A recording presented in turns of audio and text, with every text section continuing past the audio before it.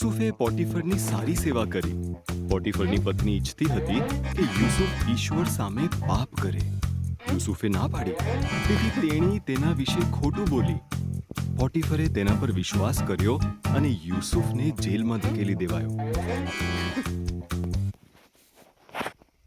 જેલમાં યુસુફ ફારૂના 2 સેવકોને મળ્યો. તેઓ બંનેએ સપના જોયા અને ઈશ્વરે યુસુફને તેમનો અર્થ બતાવ્યો. યુસુફની સ્પષ્ટતા સાચી પડી. પાત્રવાહકને મુક્ત કરવામાં આવ્યો અને રસોયાને ફાંસી આપવામાં આવી.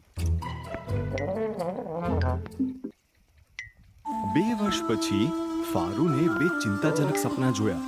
પાત્રવાહકને યુસુફે તેના માટે જે કર્યું હતું એ યાદ આવ્યું અને તેણે ફારૂનને કહ્યું.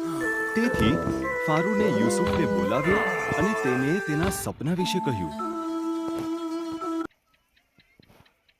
ઈશ્વરે યુસુફને ફારૂનના સપનાનો અર્થ બતાવ્યો. 7 વર્ષ સુધી પુષ્કળ અનાજ પાકશે. યુસુફે કહ્યું, તેથી ખોરાકનો સંગ્રહ કરો, કારણ કે 7 વર્ષનો દુષ્કાળ આવે છે.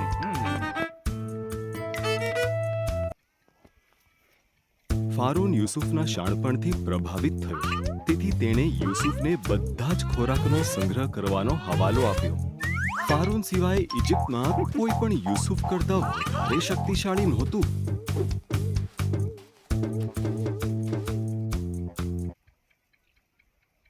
યુસુફના ભાઈઓ ઇજિપ્તમાં ખોરાક લેવા ગયા.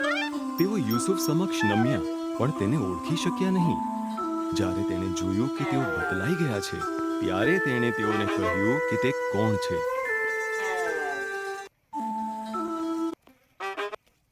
ભાઈઓ ગભરાઈ ગયા. યુસુફે કહ્યું, તમે મને નુકસાન પહોંચાડવાનું વિચાર્યું હતું, પરંતુ ઈશ્વરે તેનો ઉપયોગ સારા માટે કર્યો છે. આપણા કુટુંબના બધાને ઇજિપ્ત લઈ આવો. આપણી પાસે ખાવા માટે પુષ્કળ પ્રમાણમાં અનાજ હશે.